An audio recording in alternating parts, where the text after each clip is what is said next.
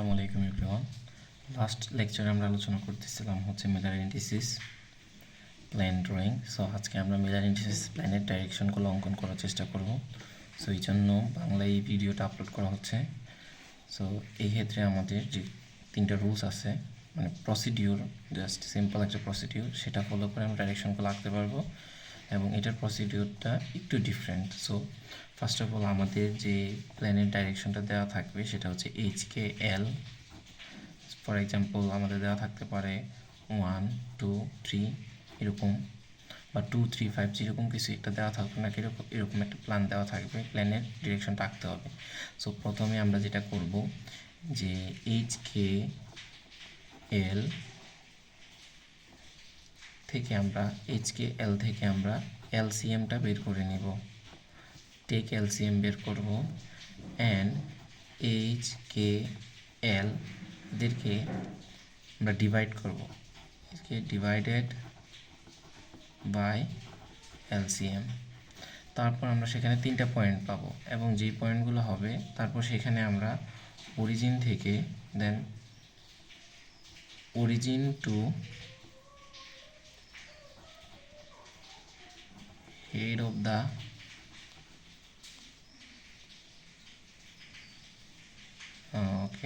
origin to head of the position vector আমরা draw করব।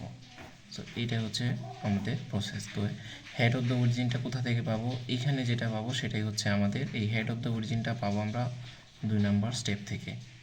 এইটা হচ্ছে মনে রাখলাম। অ্যান্ড দেন আমরা শুরু করি একটা উদাহরণ দিই।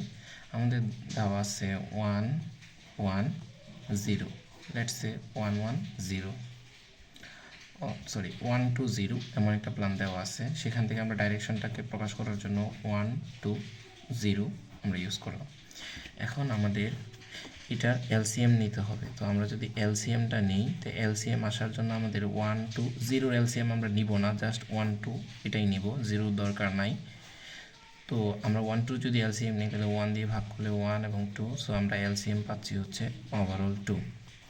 এবং তারপরে স্টেপ ছিল LCM দিয়ে এই প্রত্যেকটা HKL এদেরকে ডিভাইড করা। সো আমরা যদি ডিভাইড করি তাহলে head of the position vector, so head of the position vector কোনটা হবে আমরা বলতে পারি 1 ভাগ 2, 2 ভাগ 2 এবং 0 ভাগ 2 বা ডিভাইড, এবং সেখান থেকে আমরা পাচ্ছি হাফ 1 এবং 0। তাহলে অরিজিন থেকে এইটা হচ্ছে আমাদের পজিশন ভেক্টরের লাস্ট পয়েন্ট, যেখান পর্যন্ত আমরা ড্র করব। তো এর জন্য আমরা যদি এখন একটা কিউব স্ট্রাকচার অঙ্কন করি,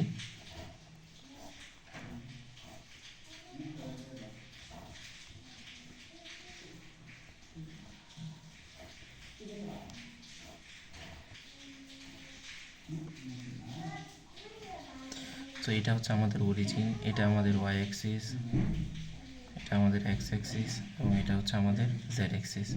এটা হচ্ছে আমাদের position vector. X Axis unit half 1 0।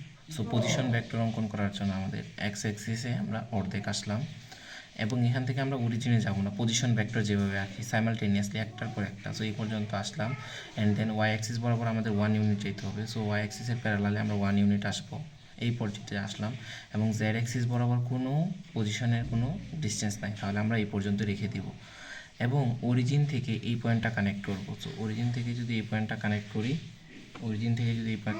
করি, তাহলে এই পর্যন্ত হচ্ছে আমাদের পজিশন ভেক্টরটা পেয়ে গেলাম। এইটাই হচ্ছে আমাদের পজিশন ভেক্টরটা যদি নেই তাহলে এই পজিশন পর্যন্তই হচ্ছে আমাদের এই ভেক্টরের এখানে যে প্ল্যানটা হইতো সেটা ডাইরেকশন। এটা আমরা এভাবে দেখাই দিলেই হয়ে যাবে। এবং এটাকে যদি নোটেট করতে চাই তাহলে আমরা এখানে লিখে দিব 1 2 0 ডাইরেকশন, শেষ। নেক্সট আমরা আরেকটা প্রবলেম সলভ করব। সেটার জন্য আমরা এক্সাম্পল হিসাবে যেটা নিব সেটা হচ্ছে, আমরা আগে একটা কিউব আঁকে নিই। সো আরেকটা কিউব নিচ্ছি। এগুলো হচ্ছে প্র্যাকটিসের বিষয়, বারবার প্র্যাকটিস করলে প্রসেস একটাই, বাট প্র্যাকটিস করলে আয়ত্তে চলে আসবে।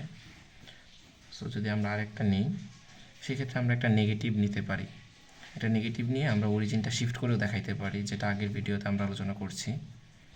সো অরিজিনটা যদি শিফট করতে হয় তাহলে মনে থাকবে আসলে প্রসেসটা। তো আমরা এখানে নিলাম হচ্ছে 2 3 বার এবং 1 এরকম একটা ডাইরেকশন অঙ্কন করব। তাহলে বুঝতে পারতেছি এই প্ল্যানের এই যে ইন্টারসেপ্টটা এটা নেগেটিভ ইন্টারসেপ্ট। ওকে, তো এখান থেকেও যদি আমরা এলসিএমটা নিয়ে নিই, এখন আবার খুব সহজে এলসিএম নিয়ে নিব। এখন 2 3 1 জন্য যদি আমরা এলসিএম নিই, তাহলে এটাকে আমরা নিলে আবার 1 দিয়ে নিতে হবে, 2 3 1। সো আমরা আলটিমেটলি বুঝতে পারলাম এলসিএম হচ্ছে আমাদের 6। ক্লিয়ার? সো এলসিএম দিয়ে ভাগ করার পরে আমরা যদি হেড অফ দ্য পজিশন ভেক্টরটা বের করতে চাই, তাহলে এখানে আমাদের ভাগ করতে হবে। তো 2/6 করব, কিন্তু এখানে -3 আমরা 6 করব এবং এখানে 1/6 করব, কারণ এই পজিশনটা কিন্তু নেগেটিভের জন্য আসছে। সো আগে আমরা একটা নেগেটিভ দিয়ে নিছি।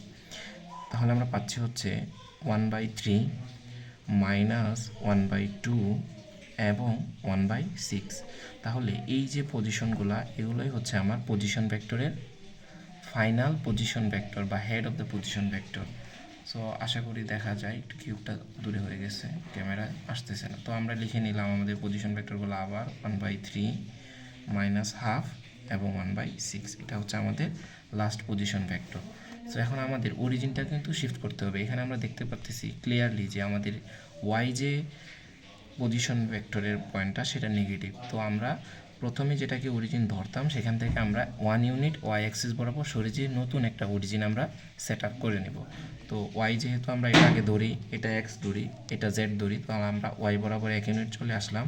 এখানে আমরা নতুন অরিজিনটাকে ধরে নিলাম এবং ধরে নেওয়ার সাথে সাথে এটা হচ্ছে আমাদের পজিটিভ এক্স ডাইরেকশন, এটা এখন আমাদের নেগেটিভ ওয়াই ডাইরেকশন বা ওয়াই প্রাইম, এবং এইটা হচ্ছে আমাদের জেড ডাইরেকশন।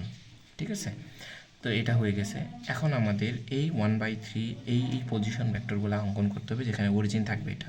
তাহলে এটা বলতেছে আমাদের 1/3 অংশ যাইতে হবে এক্স অ্যাক্সিস বরাবর পজিটিভ। তো আমরা এটাকে 3 ভাগ করে এই পর্যন্ত আসলাম।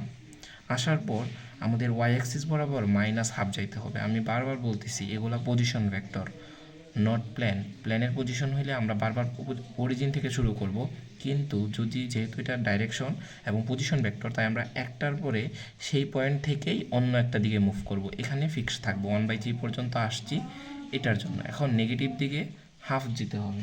তো নেগেটিভ দিকে ওয়াই অ্যাক্সিস বরাবর যেহেতু এদিকে নেগেটিভ, সো আমরা এদিক বরাবর অনুমান করে অর্ধেক নিয়ে নিব। এখানে আমরা আসলাম, এটা আরেকটা পজিশন পাইলাম। এবং জেড এক্সিস বরাবর 1/6। তো এইখানে যেটা আছে টোটাল জিনিসটাকে যদি আমরা 6 ভাগ করে নিই, 6 ভাগ করে 1 2 3 4 5 6 এরকম করে নিই, আমরা জাস্ট একটু উপরে একটা পয়েন্ট পাবো যেখানে আমরা ধরে নিলাম এখানে 6টা সেগমেন্ট তৈরি করা হয়েছে। তাহলে আমরা পজিশনটা পাইতেছি হচ্ছে এইরকম হচ্ছে একটা ফাইনাল ভেক্টর পজিশন, যেখানে এটা সাইমালটেনিয়াসলি প্রথমে এক্স এক্সিস বরাবর 1/3, ওয়াই এক্সিস বরাবর -1/2 এবং এদিকে 1/6 গেছি, এবং আমরা সেটা অরিজিন থেকে ডাইরেকশন কালেক্ট করব। সো আমরা বলতে পারি এই ও এ যে ভেক্টরটা আছে সেটাই হচ্ছে আমাদের এই প্লেনের ডাইরেকশন 2 3 বা 1। আর প্লেন অঙ্কন করার জন্য যে প্রসেসটা, সেটা আমাদের আগের ভিডিওতে আমরা আলোচনা করছি। সো আশা করি বোঝা গেছে। এখানে দুইটা এক্সাম্পল ছিল, কমেন্টে সমস্যা থাকলে সেগুলো আলোচনা করা যাবে, বাট প্রসেস একটাই, বারবার প্র্যাকটিস করতে হবে। সো আশা করি বুঝে গেছে। Thank you everyone for watching this video.